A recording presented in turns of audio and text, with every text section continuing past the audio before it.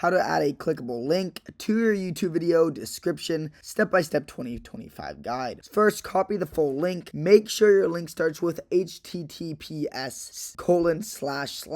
or this right here. YouTube only makes links clickable if they include this prefix, for example, this right here.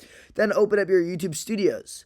Go to the YouTube Studio by clicking your profile picture and then select YouTube Studio from the drop-down menu. Then select your video. In the left menu, click Content. Find the video you want to edit and click on the pencil icon, details next to it. Then paste the link in the description. In your video, scroll down to the description box and then paste your full link wherever you want it to appear. Then save the changes. This step is crucial. If you don't save it, your changes won't appear. I do want to let you guys know that you will need to do a two-step verification process if you just created your YouTube channel. Then check the link, open up your YouTube video on YouTube and expand the description. Your link should now be blue and clickable. If it isn't, double check that you included this prefix and save your changes. If you're adding links to external sites, make sure your channel has access to advanced features and is verified for best results. You can now add multiple links, just repeat the process for each one. Subscribe.